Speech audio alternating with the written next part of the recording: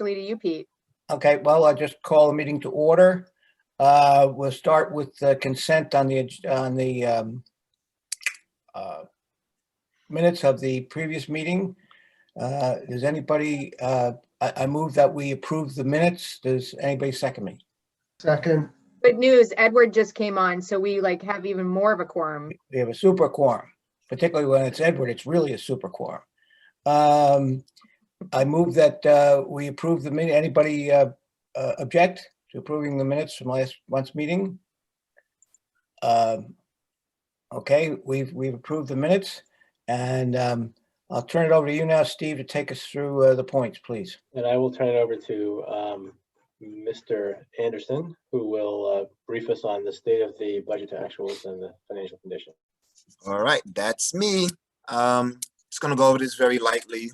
From the prior month, there was very little movement. Just a few things I want to highlight. Start with the revenue. For our per pupil, which is our largest source of income, we're still on track right now. For the month, it shows that we're $27,000 above budget. For the year to date, we're $74,000 under. However, that will continue to decrease as we go along, and we should have a surplus. Can't ballpark it just yet, but it should be at least $100,000 for sure during our reconciliation and when we tie all of our numbers back to the DOE. I wanted to point out our contributions for the month of January. We're down $14K, but for the year to date, we are $8,000 over. We budgeted $170. I don't believe we're going to hit the mark. I went to the school yesterday. There was a few checks, decent sized checks that I need to deposit. Peter, I will actually be talking to you offline.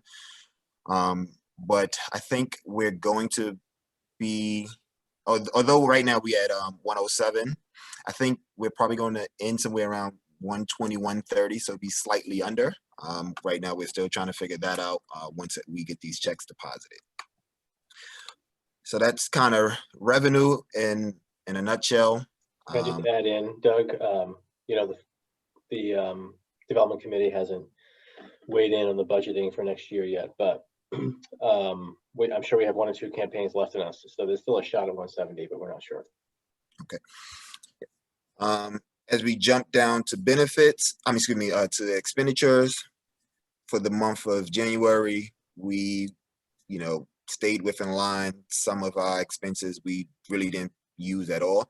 It's just because of the nature that we are remote, so it's not a lot of true costs. So an example would be for our office expense, we under budget by $9,300, and for the year to date, $25,000. Nothing outside of the ordinary when it comes to expenditures.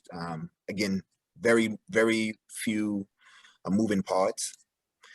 So that's kind of that part, and I just want to jump over to our balance sheet or statement of financial position. Yep, that page. Still strong. Cash on hand, $4.7 million. We have some receivables. So right now our receivables is $136,000. For this school year, that's been typically high for us. Historically, we would say month over month, somewhere about $30,000 to $50,000 in receivable. Only reason it's high is our title funding. We haven't received any money for our title. At the beginning of the school year, we typically we receive 20% of our title funding. We have not received that, nor have they sent us any of the rest of our money. When I reached out, I was told that they're just running behind. So I guess it's normal for the new world that we're in. Their processing is a little bit slower. Besides that, everything else is in line. And any questions, thoughts, comments, or concerns around this, and then I'll move forward to something else real quick. Naheem, John Barrett, any remarks? And the finance committee met yesterday, and we kind of talked in detail. But any questions, guys? I was going to say no remarks that weren't already shared or discussed yesterday. Thanks, Naheem. John? Yeah, agreed. It's we're on the finance side, we're in good shape. Things are generally going well. I mean, enrollments is obviously the one issue that we need to tackle. But I mean, in short, the questions that came up yesterday's committee, or 2 days ago committee meeting for the future is, how much additional costs are we going to have at the school? A lot of it for sort of emotional support, coming back, dealing with the whole post COVID environment.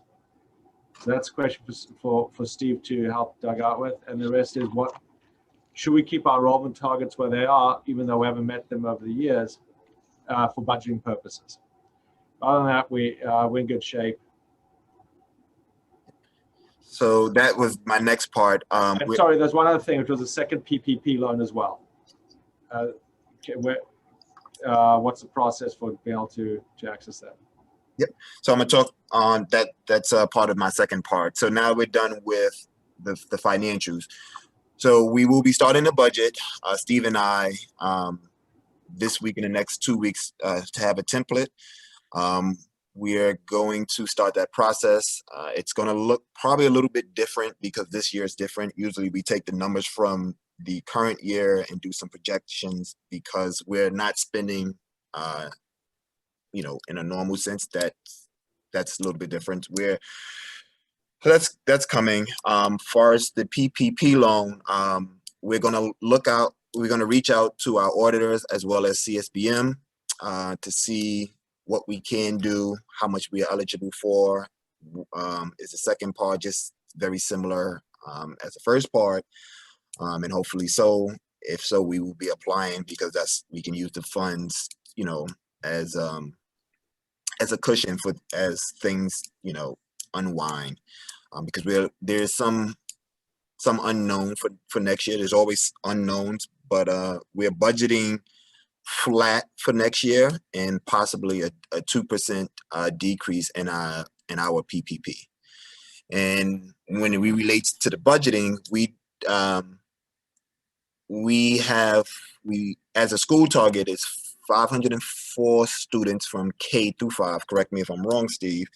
And our K program, pre-K through 5 is 405 students. The other way around, yeah. Without our pre-K program, that's a different dollar allocation. We back the 36 kids out because that's the size of our program. We then usually target like 5%, a 5% fluff, or we target 95% of filling those seats. As John said, historically we've been off. We've never, in the last few years, have not, and I won't say never, in the last few years we have not hit that number. However, I guess our saving grace to say is we've always over-enrolled for our SPED students, which is a extra piece of money that's been pretty decent. So this year we are floating the idea of possibly, instead of going 95% of filling those seats, to maybe go 94, 93. And what does that look like for the school, and what does that mean? So in the coming weeks, that's what we'll be working out. And then once Steve and I have something, we will be passing that information to the finance committee. And then once the finance committee talks, we will bring that to the larger group, to the full board. And just to Thank you, clarify, Doug. just to add in, what Doug is saying is not what we're targeting to enroll, but rather to budget. So Correct. we're still targeting 100% of enrollment, but we're hedging our performance with a 95%, maybe lower now, budget number. Okay. Any questions for the finance team? Thank you very much, Doug. Steve, you want to move it on? Yes, I want to pass it over to Alejandro and I'll share the dashboard to take a little time on enrollment and recruitment, and then we'll talk about reopening. All righty, thank you, Steve. So currently speaking, dashboard shows 467, but we've actually had a little uptick in number of students this mid-year enrollment, and thankfully in grades, I think, that are outside of the pre-K and K grade. So we're sitting at 469 students, and one more, I think, in the pipeline. So enrollment continues to be stable. We continue to do a case-by-case mid-year enrollment, especially in grades where we still have some vacancies. When it comes to recruitment, I think we're at 148 total applications. The things to note here is while both the Common App and direct online applications are down, where the percentage by which online applications are down is only 30% versus that of the Common App versus last year, which is 70%. This is in line, in general with applications being down as a sector. Partnered with and been talking closely with the Associate Director of Student Recruitment at Harlem Hebrew, and they're seeing a really big downturn compared to what they usually get. And I've been modeling sort of their approach and their recruitment efforts as a sort of benchmark for what some of the bigger networks might be doing. But when it comes to recruitment, there's a lot of positive things to report since our last meeting. The MTA ads are up at a lot of our local subway stations, and those will run all the way through mid-May. We've used the physical plant of the building as an application point. We have QR codes up all around elements of the school, including where folks are coming in and taking part in the daily food meals. We have sent out the checks and confirmed the image for our mailer, and we've also pushed out messaging for staff, families in a broader toolkit so that we can do more targeted outreach, both locally as a whole. And the last thing I'd like to mention is that our Spanish-speaking ad, two things. Our Spanish-speaking ad has performed really well, and in the week and a half since it's been republished, it's already had, I think, over a dozen leads, which will ultimately, I believe, lead to additional applications. Since last meeting, a few members of our team attended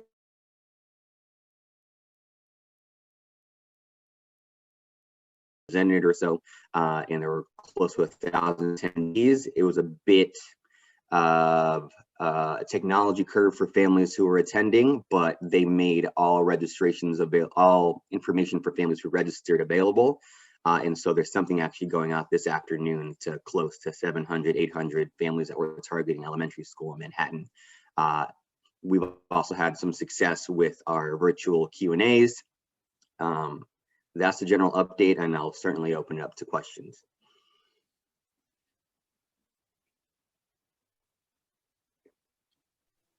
Anyone got any questions for Alejandro? Steve? Hello? Yeah, I'm here.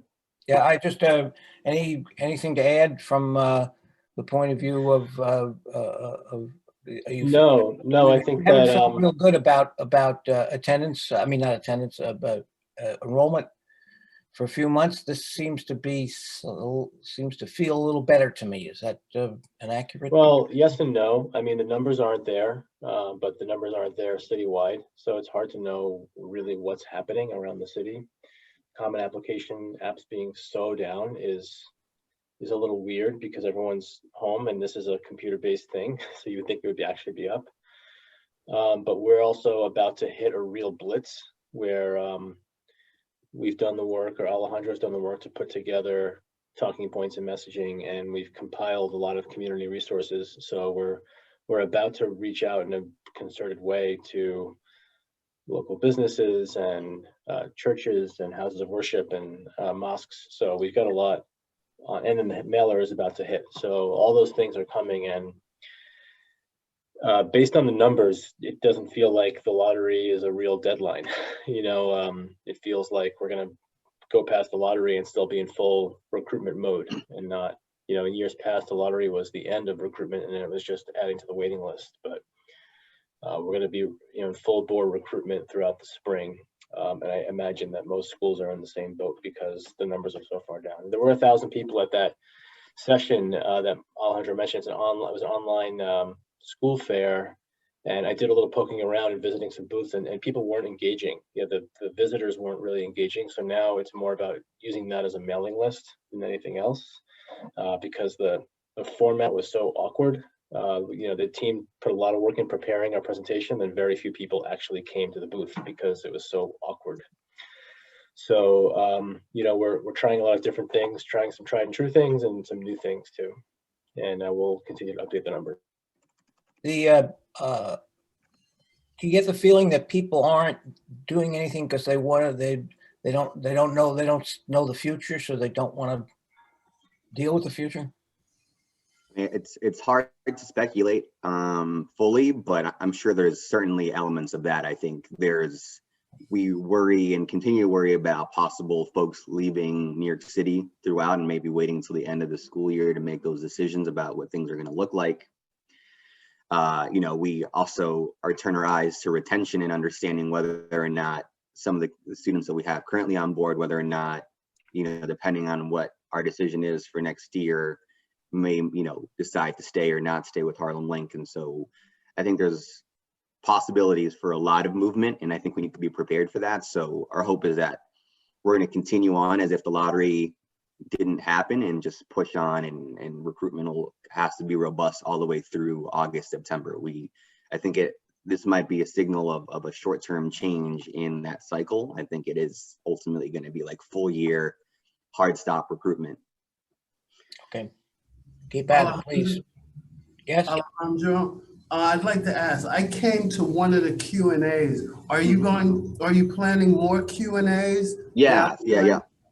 There's they're essentially the Wednesday ones are every other week, and then Fridays, it's every Friday at 3 p.m.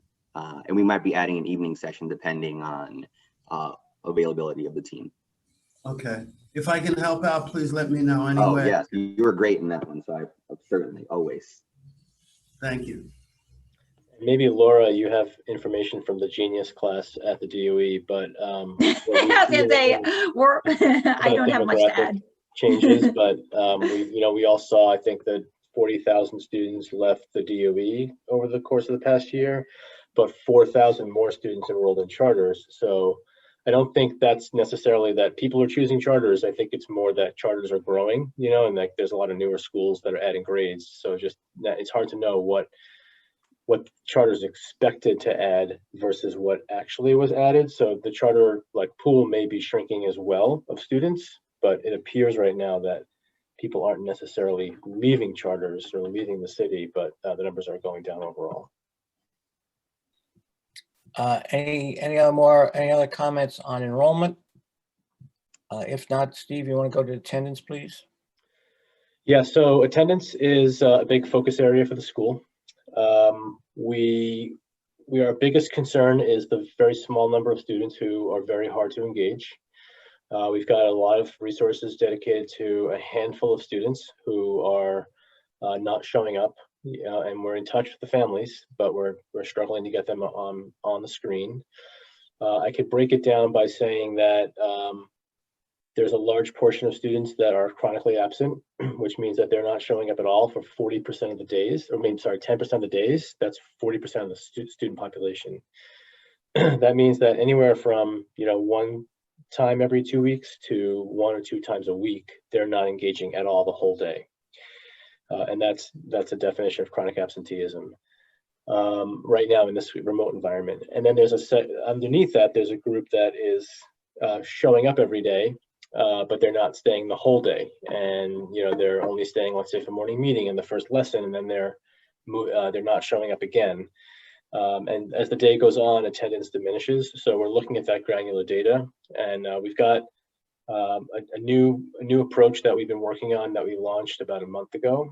And we're not seeing necessarily changes in the numbers, but we're seeing changes in the cases that we have been working on. So we're able to use the data better than we were before. We've collected a mountain of data since day one, and we haven't had the organizing roles, I think, to use the data well and jump on important cases right away. So kids who are absent 2 or 3 days in a row, were sitting, the data was sitting there instead of us acting on it. And now we're able to tell much sooner and get the right people to know, oh, this person needs a new Chromebook, and so we've got to, you know, jump on them, for parents who aren't being proactive and reaching out to us.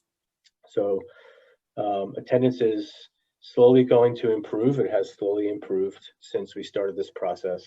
And about half our students, almost half, are in a case management situation, which means that they have social work support in place or they are chronically absent. And so we've had a team of people being case managers. And as we discussed before, we're hiring a full-time case manager to take a big load of those. And that role has now been posted. So if you know anybody who fits the bill, someone who is not quite at the social worker or teacher level, but is aspiring to those roles, is very organized and has good people skills, that's what we're looking for. So spread the word, that's on our website. I don't know, Margaret, if you're back, if you want to add anything about attendance. And Alejandro, you wanted to say a couple things about technology.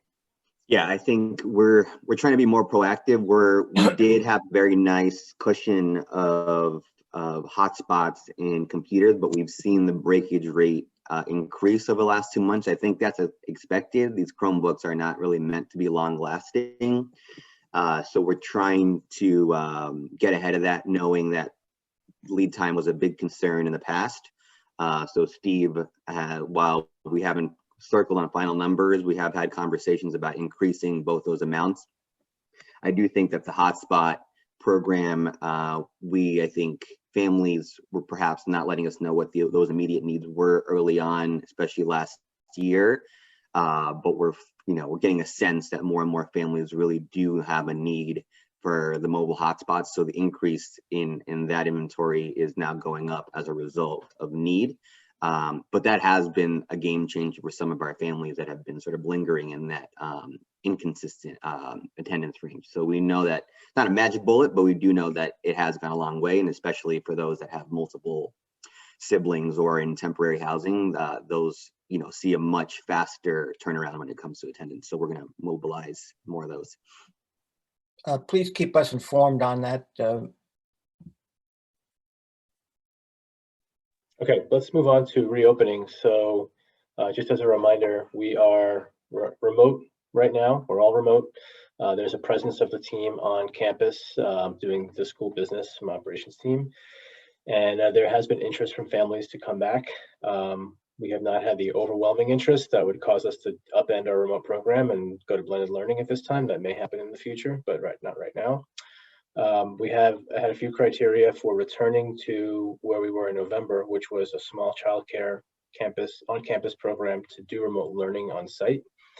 Those criteria were the infection rate getting better, testing being available for us on campus, and our ability to staff up and make sure that we had things in place, as well as have family demand. So family demand, I think, we don't have a complete sense. We have different opinions on the team about where it is, but we're about to reach out again and work with families to find out at a bigger scale whether interest has changed. We all see how New York State's opening up more and more things, but the infection rate while it's crept down, there's still a lot of deaths happening and a lot of problems, and some neighborhoods are still spiking. So we're all tentative. We're making tentative plans to restart phasing in that program in the next few weeks. The issues that we were worried about in terms of testing are basically resolved. We found a few resources, so we actually are possibly, and we're about to finalize this, partnering with an organization that will provide free testing and make our schoolyard a community testing site. So that'll help the community as well as our school. So all of our staff and students who are on campus can get tested once a week, every week for free. And it'll be a hub for the neighborhood to come and get tested. Are these fast tests, Steve? No, not the rapid test, right, Alejandro? Do you know the science behind it? They're not rapid tests, and for the kids, they're going to be switching to a cheek swab to avoid the issues with the nasal one that have come across. So no, it would be, I think it's 48 hours, I believe. Okay. So I think that'll be powerful. Of course, I'm awake at night thinking about the variants and the new types of viruses that are running around the city and around the country and around the world. So we don't know if things will start to take another turn for the worse in the next couple weeks. We have resisted this reopening. We've definitely resisted blended learning and somewhat the reopening, partly because our building keeps shutting down. And if, when we're back, we expect there to be, and start this testing, we expect there to be cases that come up. We probably have people infected in our school community who don't know because they're asymptomatic. And if they're on campus and getting tested, then, if we have 2 of those in the building, we shut down the building for at least a day. Recently, our building was shut down for 10 days. And we only have, a handful of classrooms that are open across the building for the other schools. So it isn't like we have hundreds of people in the building and getting a lot of positive tests. But there was a positive case just yesterday at PS 185. They have a few dozen kids in the building. So, we're concerned that we're gonna have this yo-yo effect of keeping to close the building as a precaution. That's it about reopening that I have to share. Margaret, do you want to add anything? Can I just say that we have backup plan? We have 2 other, I think, at least 1 or 2 other semi-reliable backup options in the event that the community testing is not doesn't work out, or we don't yield as many people as we thought. When do you expect that program might be implemented? We don't want to make any promises, but middle of March is what we're anticipating. Okay, thank you. Any more questions, comments?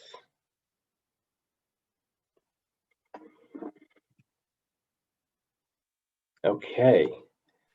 For the next part of the meeting, we have 2 things left. One is outreach, and the other is the executive session. So Voika is not able to be here, but Margaret, you're going to talk about what she would have said if she were here. And I'll share the notes from the outreach committee meeting. I think you're on mute. Yeah, thank you. So just to remind us all, we have moved to add a committee to our board structure, the outreach committee.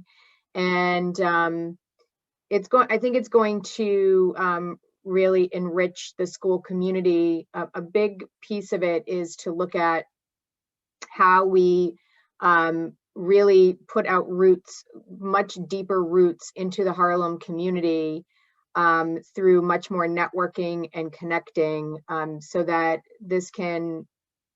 we can actually be a truly community-based school, which has different definitions to it, but community-based, and also that it will affect our recruitment as such that we have children directly from our zip code, directly from District 3, but also a growing number of students in our population that are actually from the Harlem area, so that they're closer in proximity to the school.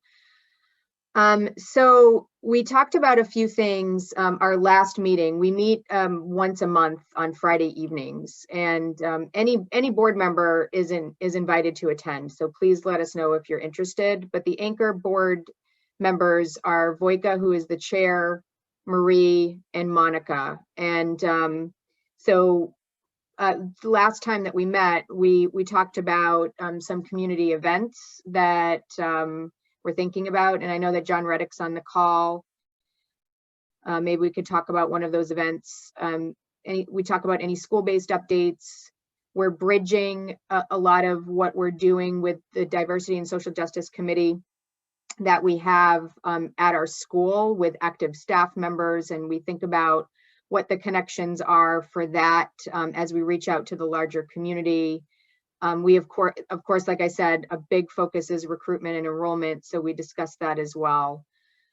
So we did talk about, we talked about a specific community event. We also followed up on the art project, so maybe we could also talk about that. John, would you like to talk about the event that you brought to our attention?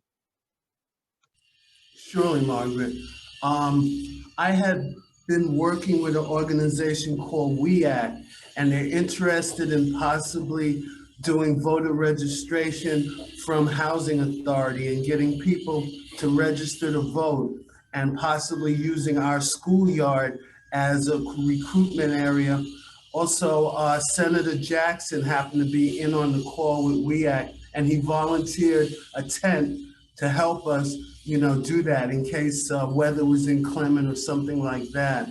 And down the line, we'll set up an appointment with Voica and the people at WEAC on that voter registration to see if we can work on that. Also, I've been doing outreach here with a pre-K school that's in Santo Domingo, which was unbelievable. I sent some pictures to Voica of some of the site that I went to visit, and they're unbelievable. They're really interested in possibly networking with us down the line, because we do have a large Dominican population at our school. And for our students to be able to actually possibly do a virtual call with, our pre-K to their pre-K would be quite interesting, because we've been working with that in California with the school out there. So it's some interesting outreach. And in this new world of technology, it's unbelievable what can go on. Thanks, John. You're welcome. Steve, did you want to give any update about the art project, the mural project? Yeah, so we're in contract now with our teaching artist who will be executing the mural. We're almost ready to start. Went through this phases of design, and it's going to be really cool. I think a big lift to the community. So no exact timeline, but we're almost there. And I guess finally, in terms of diversity and social justice, we talked about the Black History Month event that's actually today at 3 o'clock. So any board members who can attend, the kids through our remote learning have been putting together in every single grade a presentation based on studies that they've been doing about Harlem and the Black Renaissance. So it's definitely a sight to see. We're really looking forward to it. It includes a 20-minute video as well that Honey and Val and one of our 4th grade teachers led to actually produce and put together for the school community. So please come if you can. That would be wonderful to see board presence for that. And we discussed, things of this nature exactly in terms of as we make more and more connections with the Harlem community, how we can bring community members and invite them into these types of events and make our school much more just concrete and real, because this is what we're about. This is what our culture is about. And I know that Voica couldn't be here today because of a time constraint. So we will definitely make it a priority that she can be here for the next board meeting. But she does want to talk about, how especially board members who are living Harlem based, just how we can really tap into any community outreach through board members of anything that you know about, so that we can start really developing that outreach plan that I know that we're eager to do. Are there any questions? Margaret, just one more thing. We also talked about the documentary that was being put together. And how yes, thank you. I'm sorry about that.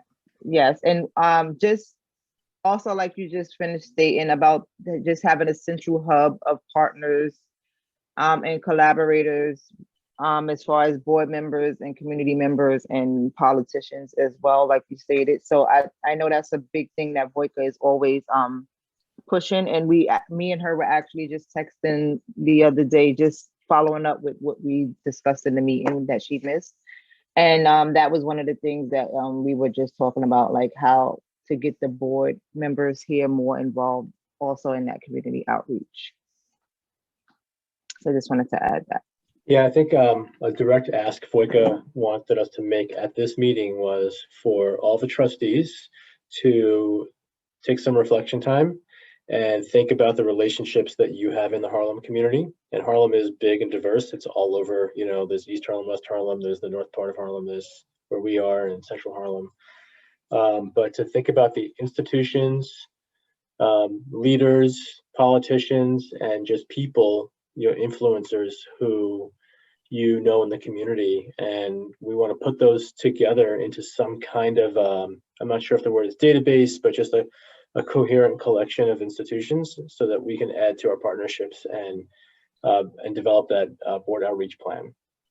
So I don't know if there's a specific ask from VOICA, but I think prepare for some follow-up from the committee requesting, either as a board member for you to put your list, or one name or a bunch of names, whatever you have in one place, or send them to VOICA directly. And just start thinking about that and make sure that's reflected in the minutes. Yeah, I think definitely when VOICA has the time and the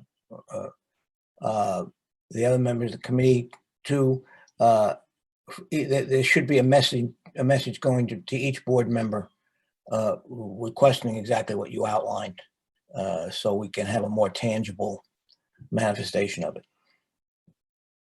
Yeah, she said she'd be willing to do that, to reach out individually to people. Is there any other business before we go out to executive session? Anybody want to bring anything up? So I guess I move to adjourn today's meeting. And anybody second that? Second. Any objections? Okay, and we're now going to go into executive session. Steve, go ahead, please. Pete, I believe we need to take a vote to go into executive session. Oh, okay. The reason is the administration of a test. Okay, I move that we go into executive session to discuss the administration of tests. Do I have a second? Second. Any objections? So moved. Let's go into executive session to